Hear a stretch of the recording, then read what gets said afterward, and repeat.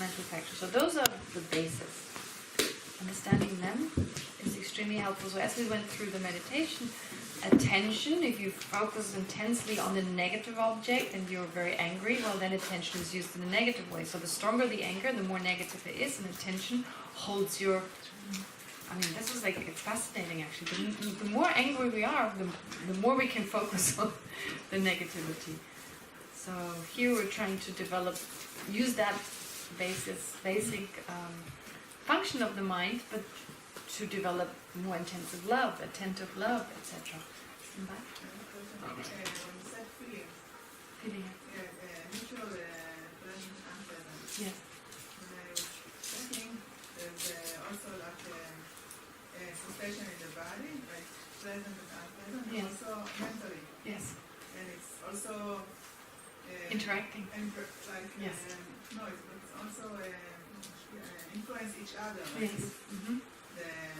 something is like natural, and then it's becoming Positive. not pleasant Yeah. physically, and then mentally also it's become Unpleasant. unpleasant. Yes. So this is that's the process that I like. Yes, there's... Both, Of course, oftentimes the physical feeling influences our mental feeling. If there's pain in the body, actually pain, it's not in the body as such, it's the body consciousness that experiences pain. And then, of course, depending on the degree of pain, then mentally we may feel depressed, we may feel unhappy. Yeah, so there's an interaction between those two, absolutely. But the good thing is we can learn to be mentally really happy and have a feeling of pleasure in the mind while physically experiencing the pain, because there's still different awarenesses. Yeah. Yes. I'm interested why neutral feeling gives rise to ignorance. Yeah, that's a little bit difficult, that one. Well, in the sense that if there's neither pleasure nor displeasure, and if there are afflictions anyway present, then the feeling of displeasure, for instance, when we're with other people, if we don't, I think it mainly refers to our interaction with people, and our anger and our attachment are the strongest in terms of other people. So when there's displeasure, if I meet someone who makes me feel unhappy, then there's resentment, there's aversion towards that person. So it seems, again, it comes from the side of the person. There's something that makes that is dislikable because I feel that way, right? So that gives rise to anger and aversion, this feeling of displeasure. If they make me feel good, then there's attachment. If they don't make me feel either, I don't care about them. I actually don't care about them. So here, ignorance, I think, means something like indifference. What if ignorance is to ignore? There you go. That's There's no interesting. interaction, that's why? You see, there's different explanations on that, and I've never really heard one that is most satisfactory. But you're less likely to be angry, less likely to have attachment, more likely for the ignorance in that moment to be active, if all the three of them are active anyway. Those are the kind of three main afflictions that we have a problem with. And so, yeah, ignorance as in like you ignore, as in like indifference. We don't care about them. So we don't. Yeah, in that sense, I don't think it just means a misperception of reality. It's more like an indifference. I don't care about that person. That's how I understand it. But it's really hard. This one, it's a little difficult to understand that. But it definitely, certainly, if neutral feeling, why would it give rise to anger? Why would it give rise to attachment? And then of the ones left, it probably gives more rise to not understanding reality. It doesn't encourage you to understand reality or to get rid of your ignorance, etc. But I don't know exactly. Like I said, I've heard different explanations and none of them I really found satisfactory. The only one that I liked was the one about indifference. Our interaction with other people, right? We meet different people, and depending on how they make us feel, we judge them. They make us feel good. Well, attachment, I'm not saying we're right away attached, but we seek them out. We don't be attached to not being with certain people that make us feel bad, and we're attached to being with those people, and then the attachment can grow from there. And then with the rest, we just don't care about them. We don't care. We're totally indifferent about it. And here, indifference is not a positive thing. Can be good, like being indifferent, like equanimity. But here in this case, it's like we just don't care, whatever happens to them. So that Perhaps kind of- if they solidify the others, like they are distant, so they are others, and this is it. Yeah, maybe it can help me when I say, had I understood interconnection, emptiness, non-duality, I wouldn't feel indifference. So if I feel, it enhances my lack of understanding. Maybe, I don't know. Yes. I'm just confused a bit about the differences between equanimity and what you Indifference. Ah. Yeah. Indifference is kind of like, I don't care, whatever. While equanimity is more a sense, not being carried away by attachment, not being carried away by anger, but equanimity is a bit like, I'm open to the other person without thinking they're really bad or they're really good, but just an openness. It allows you to get to know the other person. So in both cases, you're not carried away by attachment or anger, but in the first case, there's neither, so you're just not interested. In the second case, it's neither, and you're open to get to know them and open to be loving, etc. You see, there's like a slight difference. So maybe the neutral brings ignorance because we are not able to be without anger, without attachment and like positive and negative. Well, I think as you're saying this, I'm thinking as well, pleasure gives rise to attachment, displeasure gives rise to anger. If none of those are there, neither anger nor attachment, because the feelings are not there, well, the only emotion that in that moment is still there would be the ignorance. Right? In that moment, the ignorance was still there. That's ever present. So if there's no attachment, there's no anger, what are you left with? The ignorance. In that way, We don't know which one to choose. well, in that moment, it's not about choosing, wanting to choose. There's no trigger to give rise to the other one. And since misperception, misapprehension of reality is always there, well, that's the one you're left with. But I don't know. Maybe. I don't know. Okay. Yes. Attention is how much I was focused on the car, like how much I was. Attention depends different degrees of attention. If you don't have a certain degree of attention, you won't be able to perceive the car. Have you ever noticed that? If you're too distracted, an object appears but you can't apprehend it. So you need a certain amount of time for the object to register. If you go like that, if you go very quickly, you won't be able to see, because you need a few seconds, of course, for the object to appear to your eye sense power, etc. But then, in particular, for the mind to pay attention to that object. And the longer you do, the clearer it becomes. So the longer, the better, basically. The longer, the more intense. But I don't know exactly. I think there's an explanation of modern scientists who say like a tenth of a second or 1 second or whatever length of time you need to be able to identify this is this, this is that. So whatever is that length of time, and that may also be individually different. Okay. I want to continue because you said intended karma also and I thought maybe it's the history, if we thought about the car. So I thought about the history of my car, and in the past I bought something like this, and the accident that I had in the car, and it seems like my body that got so I don't know if this is intended karma. No, intended karma means everything we do, any actions of speech. I mean, what are the actions, physical actions we can engage in? Speech or body? But here I'm not talking about unintentional actions, if you suddenly lift your arm without wanting to do so. Okay? I'm talking about intentional actions. So what makes an action volitional or intentional? It is the mental factor of intention, this one. Because it moves your mind. It is that part of the mind that moves it from something virtuous to something non-virtuous. So to move it from different objects. Virtuous means positive. So For instance, let's say you think of your car, okay? It's neutral, thinking of your car. And then then the mind moves towards the color. And you think, oh, the color is really beautiful. Oh, my car is very special because of the color. So because the mind changes towards the color, and then you kind of exaggerate the beauty of the color. It's like, whoa, it's so beautiful. No one has. So the mind keeps changing its object because of the intention. And so slowly it turns into attachment.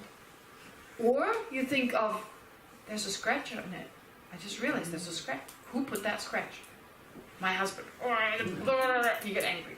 So it's the volition is that part of the mind that can change between objects, making the mind virtuous, a positive, or a negative. And therefore, when it's negative, that is karma. That's a negative karma. It's a harmful karma, which leads to a result of not being happy. So when you have anger in your mind, how does the anger arise? What changes a mind from being virtuous or neutral into a non-virtuous mind? It is that aspect of volition. Changes the object. It's the one that changes between objects, and changes between how the mind perceives the object, and therefore it's karma. It's the activity. That's the active part of the mind that changes from one activity to the next. So it moves the mind towards different objects, and that is the part that is responsible for karmic creation. Like it then, let's shout at the person. That's kind of like generating the mind that becomes this kind of motivation to shout at someone. And then you actually do so. So the mental karma is that. Alright, okay.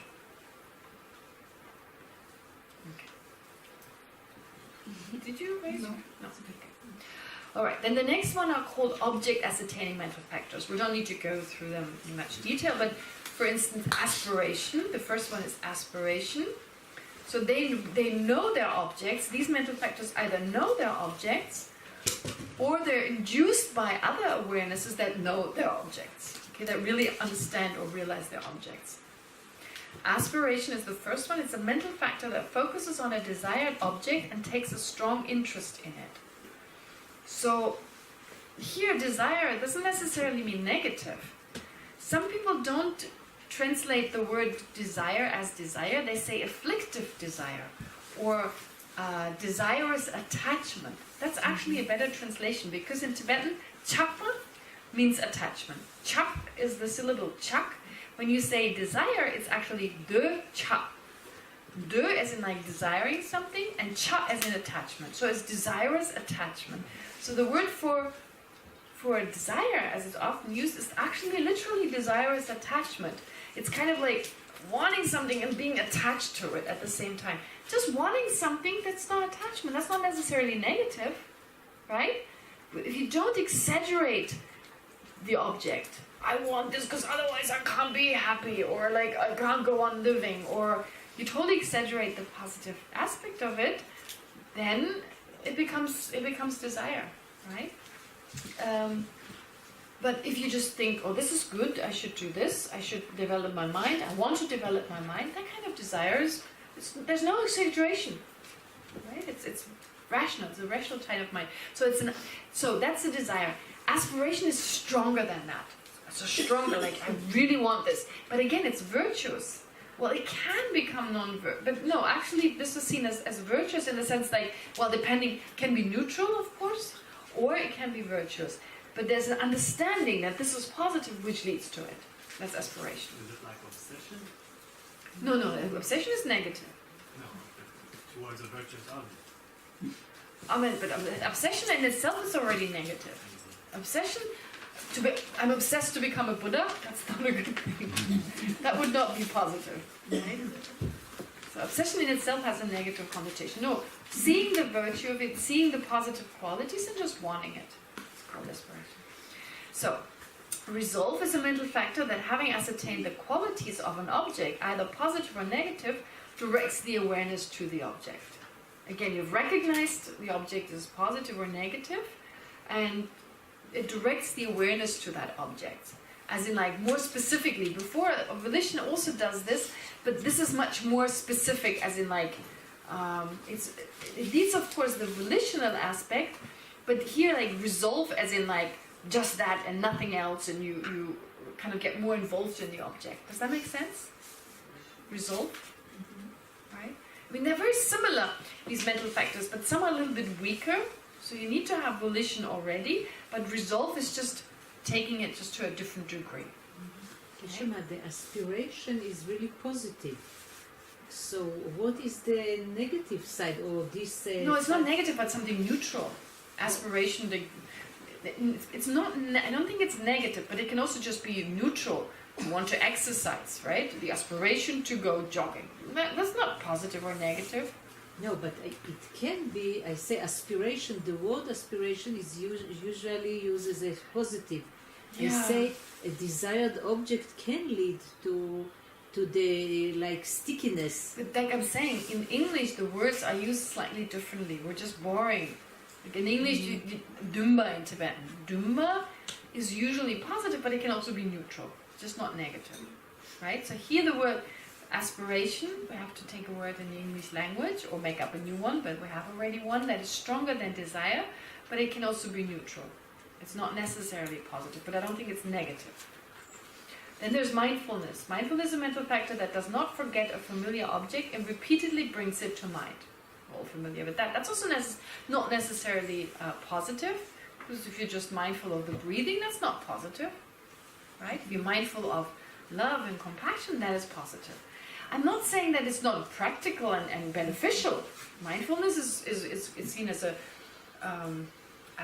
good way of getting to know yourself, to getting to know, but it itself doesn't have to be virtuous.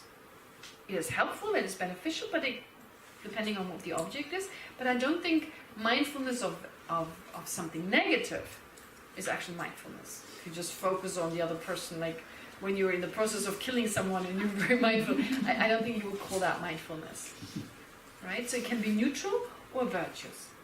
So in English, yes, it has a positive connotation, but here in this context, it can also at least be neutral. Concentration is a mental factor that remains single-pointedly on its object, and intelligence is a mental factor that thoroughly discerns the positive and negative qualities of an object. So discernment again, but in more intense form. So discernment, you have to have that ability, but that's just more intense version of that basic quality that every mind has. Does that make sense? I know they're a little hard to understand, those mental factors, but because there's so many thousands of them, so this is this much and this goes that far, it's hard to define them. But basically, most of them are easy. Aspiration is just a stronger wish, stronger than just a wishing mind, based on an understanding. So it could be negative because it's usually a not understanding that leads to wrong kind of desirous minds. Resolve, it's like, I should do this and not do that, kind of have a resolve about it, a decisiveness. Mindfulness is definitely positive, but you wouldn't talk of negative like kind of mindfulness. It's called mindfulness. Concentration, again, here's a kind of a positive type of concentration. Just because you're focused on something negative, it doesn't mean it's concentration. And then intelligence, again, it has the connotation of seeing reality and does not connect to misperceiving reality. Yeah. Sometimes they use the Tibetans negative things like have a mind of a thief. Huh? Sometimes the Tibetans use negative Examples. example like have a mind of a thief. Right, mind of a thief. Mind A thief would need a concentration. Right, but that is like, you use just the ability of the mind to focus, but because this is based on a correct understanding, on understanding reality, so by implication, a negative kind of mind doesn't realize its object. And it's also not induced by it. So here in this context, of course, like I said, when you rob a bank, you need to be focused, right? You have to be focused doing that. Then even while you rob a bank, parts of your mind may be neutral. Not every part of it is non-virtuous. The part of just being focused in that moment, if in that moment you forget about your greed, etc., and you're just doing something, then it doesn't even have to be non-virtuous. Can be neutral as part of the whole process. But in general, I don't think these 5, because these 5 are object ascertaining mental factors, which means there's no ignorance, there's no misperception of reality or misapprehension of reality at play, right? So those specifically here as part of those 5. Of course, there are other forms of focus and concentration, and that's different. But in English, of course, you only have that many words.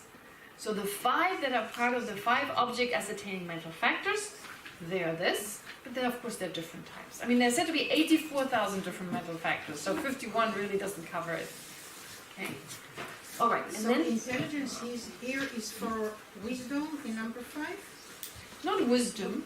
In number 5 it says wisdom. Ah, sorry, no, here it says intelligence. No, it's actually more, yeah, sorry, this is I didn't notice that it still said wisdom. Yeah, so it's actually intelligence is a better translation. Yeah, because wisdom comes later. Yeah, sorry, this is a typo. When it says 5 wisdom, it should actually be intelligence. Okay. And then on the next page, the 11 virtues mental factor. Okay, so the virtuous ones are important. Faith, shame, etc. So page 46. Faith is a mental factor that serves as the antidote of non-faith, obviously, and is one of the 3 types: faith of conviction, admiring faith, or aspirational faith. Okay, now this is interesting, faith in Buddhism, because I don't know what the Hebrew word, what's the Hebrew word for faith? Emunah. It's from belief. Okay. Now, I don't know, in Tibetan it has a different meaning actually. There are 3 types of faith, and some of them you may not actually call faith. Okay. So, the first type is faith of conviction or believing faith. So this is the same as in Hebrew. Believing faith, or faith of conviction or believing faith, it depends how you want to translate it. Sometimes it's more of a conviction, sometimes it's more of just believing it. Conviction is just a stronger belief. Okay. Now what does that mean? What is faith of conviction? It's just believing something, right? I believe the world is round. Would you call that a faith? No, we kind of think, yeah. So here this is actually a type of faith.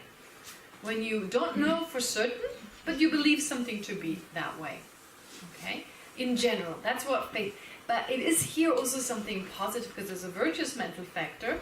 So, in particular, having faith in your ability to become a better person. That's a virtuous type of faith.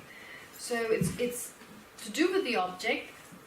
Basically, faith in, well, the earth being round or not, that is not virtuous. But faith in the fact that my actions will have consequences, or the ability of removing ignorance. So anything that is eventually beneficial, and eventually beneficial from a spiritual point of view. So that kind of faith here. But in general, faith can also be believe, let's put it that way. Believe can also just be believing in something. So believing the earth is round. Tepa. But tepa is, definitely it's usually used in a positive sense, and therefore it here has to do with virtuous kind of believing in something. Okay, so that is faith of conviction. Alright, so a virtuous type of mind, and it believes in something that is in accordance with reality. Alright, so this is how far we may believe in faith, unless you have a certain other way of how you would explain the Hebrew word for faith. Is there another way in which you could think of faith? Yes, as a trust. Trust. Trust in something. Mm-hmm. What do you mean with trust in something? In a person? Trust in someone. Also, Mm-hmm. Trust in when you say trust in the law of karma, that's like believing in the law of karma. That's the same. But trust in a person, that's a little different. When you say I trust this person, that could mean I trust them as in like whatever they say, I don't think they lie to me, that is one way. Or I trust they will help me when I'm in trouble. It just depends what you mean, right? I trust in this person. I place all my trust in him. or in her. What does that mean? That I take refuge in that person. As in, like, when I get trouble, I know I can rely on them. But I trust them can also mean, like I just said, I believe they don't cheat me. I trust my husband, you know? I know my husband or my wife goes out with other people, but I trust that they won't cheat. That's again different. So it just depends on what you mean.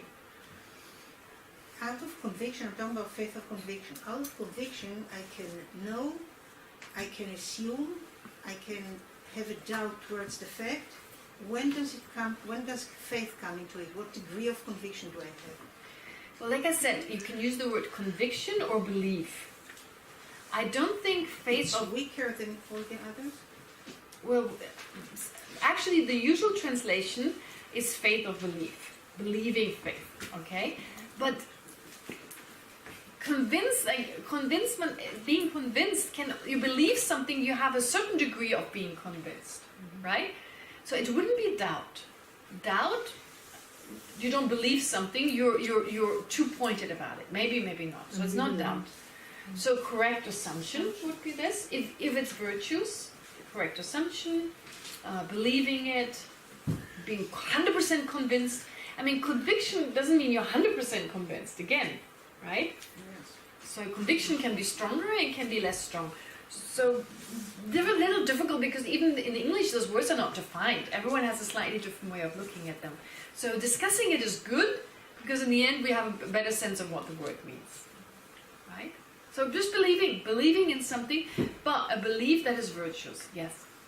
Yes.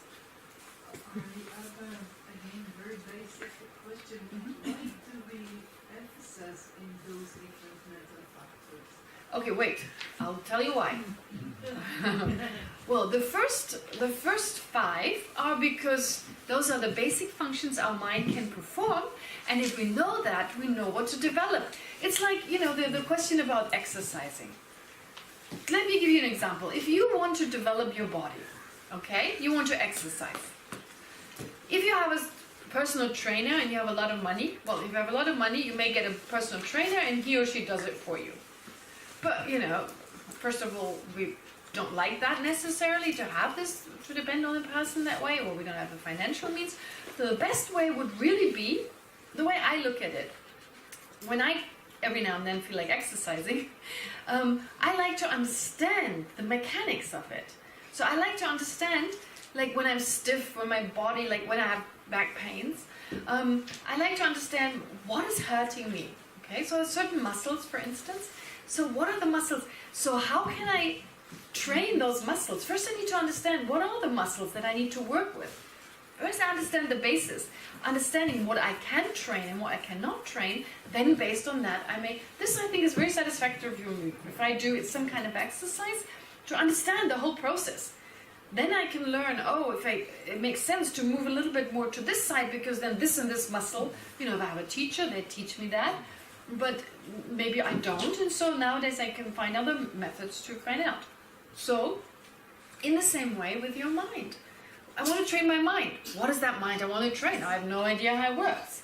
Well, it has those 5 basic functions. It has those basic functions. So I can train those. They're always there, but I can develop them further. Okay? And so I get a better sense. Feeling, I have to pay attention to feeling. I have to pay attention to discernment, because I can develop it further. Attention, I can develop that further. They're always there. But then I also have mindfulness, which is not always there, but can I develop it? So I'm interested in mindfulness. I'm interested in resolve. All these are important for our practice, but they're not necessarily virtues. But faith is virtuous. Faith is something that is very helpful, because I've only just talked of believing faith, or faith of conviction. The second one is joyful faith. Here it's called admiring faith, but admiring faith or joyful faith. Admiring is actually more precise, the translation, but it's like when you see a person and you're inspired. When you're in the presence of someone and they give you so much happiness. And it's not the happiness, it's a special happiness. It's a happiness of inspiration. When you're around certain people and like, you want to be like them. Like, people, you know, you've maybe had that experience with the Dalai Lama. Like, people meet His Holiness the Dalai Lama and they start crying. And it's something